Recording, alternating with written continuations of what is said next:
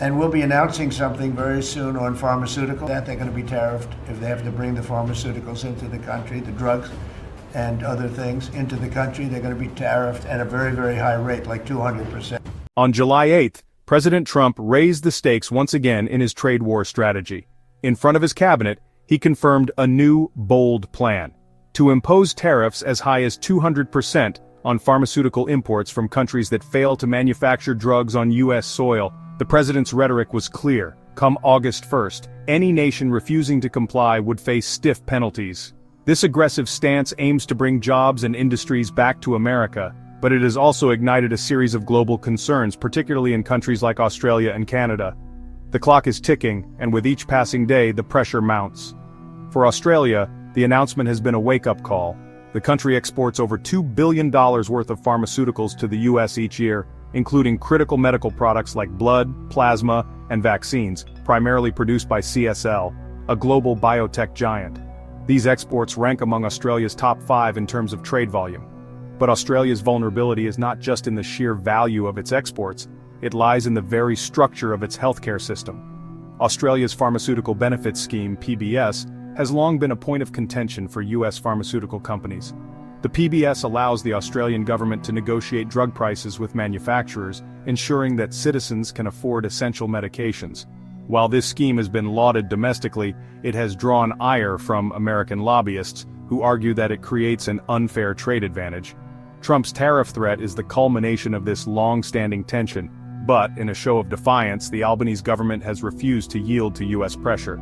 Treasury Minister Jim Chalmers called the move deeply concerning, but emphasized that Australia's commitment to its PBS policy would not waver. The government argued that to capitulate would mean higher drug prices for Australians, something they are unwilling to risk. This clash over healthcare policy underscores the deteriorating relationship between the U.S. and Australia. The diplomatic rift is all the more glaring because of the long-standing alliance between the two countries. Australia, however, is not alone in grappling with Trump's new tariffs. Canada, another key trading partner, is also preparing for the worst. While the U.S. has yet to send a formal tariff letter to Canada, the threat remains real. Canada's pharmaceutical supply chains are heavily intertwined with the U.S. market. Medications often cross the border multiple times during production, with many raw materials sourced from countries like China and India. A 200% tariff would cripple this delicate system, leading to drug shortages and higher costs. In response, Canada's health ministry has already compiled a list of essential medications to protect from shortages. Behind the scenes, Canadian officials are working with their American counterparts to lobby for tariff exemptions based on humanitarian grounds.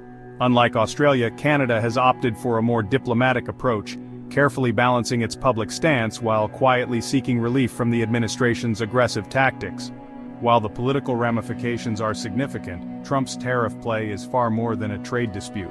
It's a geopolitical maneuver designed to force countries into bilateral negotiations. The hope is that by imposing high tariffs, the U.S. will push other nations into making trade concessions. It's a strategy that has worked before with steel and autos. But the situation with pharmaceuticals is different. Unlike steel or cars, medications are vital to global health systems, and Trump's tariffs threaten to disrupt the very fabric of healthcare. The impact of these tariffs won't just be felt in the boardrooms of pharmaceutical companies. It will ripple through hospitals, insurance systems, and ultimately, patients themselves. U.S. senators and lobbyists from the medical industry are already pressuring the White House to reconsider, warning that the tariffs could hurt American patients by raising drug prices domestically. Despite this mounting opposition, Trump remains steadfast in his position. August 1st remains the deadline and, as he has stated, everybody pays. If countries like Australia and Canada refuse to comply, they will face punitive tariffs on their pharmaceutical exports. But as the deadline looms, the situation is becoming more complex. Both Australia and Canada are prepared to fight for their interests, and they are not alone in this struggle. The global healthcare system is under siege, and the world is watching to see how the U.S. will navigate this high-stakes confrontation. As the deadline for President Trump's pharmaceutical tariffs approaches, the global response has been swift and multifaceted. Australia and Canada, both of which are crucial players in the global pharmaceutical supply chain, have opted for different strategies in facing this unprecedented threat. While Australia confronts the tariff threat head-on, with public statements and a firm refusal to alter its healthcare system, Canada has taken a quieter, more strategic approach. Both countries, however, find themselves at the mercy of a larger geopolitical game where medicine has become a tool of negotiation and access to it a matter of national interest. For Australia, the stakes are high. The country's pharmaceutical exports to the US are a significant part of its economy, and the imposition of a 200% tariff could have devastating consequences. Yet, it's not just the economic impact that is causing concern. The political implications of Trump's tariff strategy are profound. Australia's stance on its Pharmaceutical Benefits Scheme, PBS, has long been a point of contention with US pharmaceutical companies. The PBS enables the government to negotiate drug prices, keeping medications affordable for Australians. However, US pharmaceutical lobbyists argue that this scheme creates an unfair trade advantage. Trump's decision to impose tariffs on any nation that refuses to bring drug manufacturing to US soil is seen as retaliation for Australia's PBS policy. The challenge for Australia now is balancing the need to protect its own healthcare system while not alienating a long-standing ally. The Albanese administration has dug in its heels. Despite the economic pressure, Australia's refusal to alter the PBS system highlights a broader principle: the right to self-governance in domestic policy, particularly when it comes to healthcare. By standing firm, Australia is not only defending its healthcare system but also pushing back against what it views as a US overreach into its domestic affairs. The result is a tense standoff between two allies, with the fate of their relationship hanging in the balance. This clash is not just about pharmaceuticals. It represents a deeper ideological divide between the US and Australia on how to manage trade, healthcare, and government intervention in the market. While Australia is embroiled in this high-profile battle, Canada has chosen a quieter, more diplomatic route. Despite facing the same looming threat of tariffs, Canada has thus far avoided the brunt of Trump's rhetoric. The country has not received an official tariff letter, but that doesn't mean Canada is out of the woods. In fact, the Canadian government is preparing for the worst. Canada's pharmaceutical industry is closely integrated with the US market, with raw materials often crossing the border multiple times before they are transformed into finished products. A 200% tariff on pharmaceutical imports could disrupt this delicate supply chain and cause severe shortages of essential medications. In response, Canada has begun gathering data on critical medications that need protection from potential shortages. The Canadian government has also been working behind the scenes with US lawmakers and health experts to make the case for tariff exemptions based on humanitarian grounds. The aim is to protect Canadian citizens from the consequences of a tariff war. But Canada's strategy is more than just defensive. The government is positioning itself as a key partner to the US in the larger global struggle over trade and healthcare. Unlike Australia, which has opted for a more public confrontation, Canada's approach is more subtle, relying on quiet diplomacy and internal preparations for any potential fallout. Both countries are engaged in a delicate balancing act, trying to protect their domestic interests while navigating a high-pressure situation. However, Trump's tariff strategy, raising tariffs to unprecedented levels, poses significant risks not just to Canada and Australia, but to the entire global pharmaceutical supply chain. If countries like Australia and Canada are forced to retreat or comply with US demands, it could set a dangerous precedent, one where trade policy becomes a tool for coercion rather than cooperation. Trump's broader goal with these tariffs is clear. He wants to force countries into bilateral trade deals. The strategy, which has already yielded success with steel and autos, is now being applied to pharmaceuticals. However, as the situation unfolds, the ramifications of this policy are becoming clearer. It's not just about making trade deals, it's about leveraging essential industries like healthcare to force countries into submission. And as both Australia and Canada stand firm, the question becomes whether Trump's tactics will ultimately succeed or backfire. In the US, the tariff plan has garnered mixed reactions. While some lawmakers and pharmaceutical lobbyists support the president's approach, others have expressed concerns about the long-term consequences of such a drastic measure. The medical community in particular is alarmed by the potential for higher drug prices and disruptions to the supply chain. US senators have already pressured the White House to reconsider the tariff hike, warning that it could have adverse effects on American patients. Yet, Trump remains resolute in his position, maintaining that August 1st is the deadline, and all countries must comply with the new tariffs.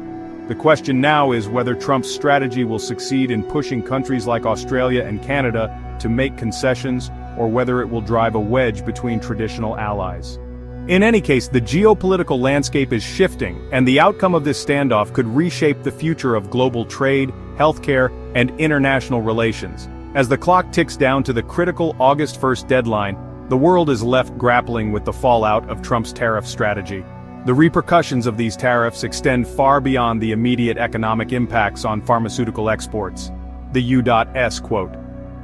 S relationships with its closest allies, particularly Australia, Canada, Japan, and South Korea, are now in a delicate position. The tariff play, designed to exert maximum pressure, risks alienating countries that have long been foundational to America's geopolitical and economic influence.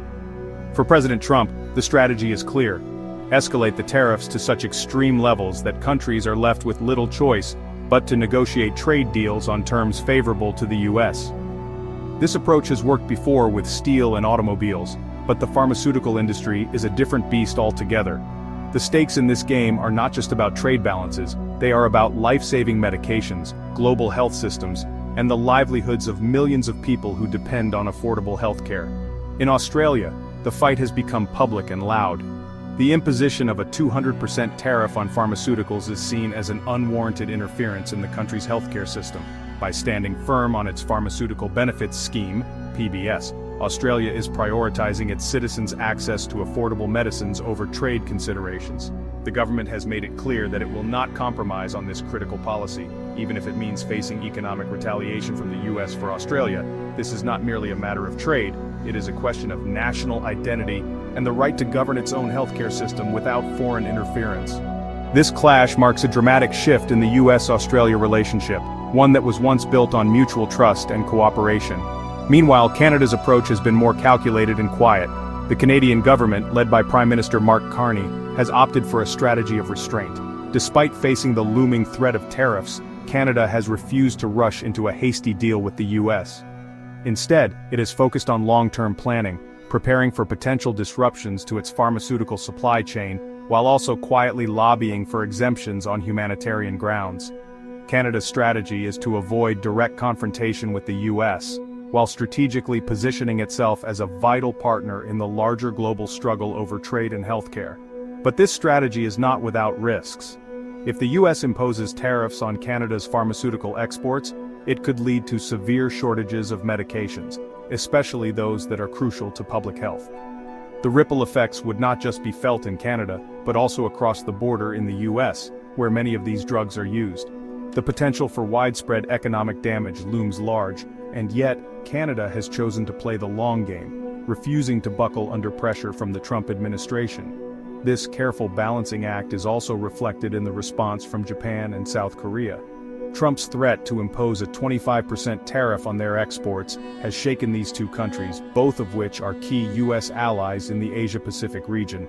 The tariffs would be a blow to industries such as automotive manufacturing, with companies like Nissan, Toyota, and Honda already seeing drops in their stock prices as a result of the uncertainty. These tariffs threaten to fracture relationships that have been built on years of economic and military cooperation. Japan and South Korea are now faced with a difficult decision, whether to give in to U.S. demands and open their markets to American goods, or risk further economic retaliation. The larger geopolitical implications of Trump's tariff strategy are becoming increasingly apparent.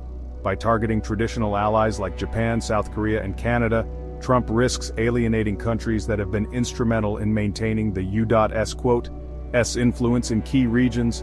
The shift in global trade dynamics could provide an opening for other nations, particularly China, to capitalize on the divisions within the U.S.-led alliance system.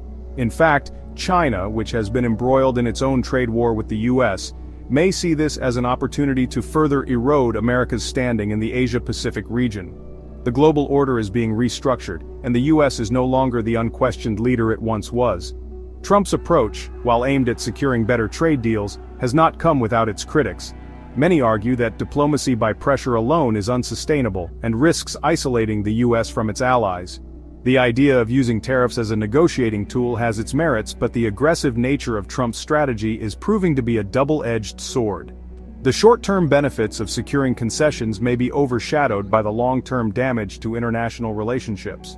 Trust, once broken, is difficult to rebuild, and America's alliances are beginning to show signs of strain. The coming weeks will be crucial in determining the success or failure of Trump's tariff strategy. The world is watching closely as the U.S. faces off against some of its closest allies, with the future of global trade, healthcare, and diplomatic relations hanging in the balance. Will Trump's aggressive tactics yield the results he hopes for, or will they backfire, further isolating the U.S. and weakening its position on the world stage? One thing is clear, the geopolitical landscape is changing, and the U.S. must decide whether it wants to continue leading the global order or risk being left behind.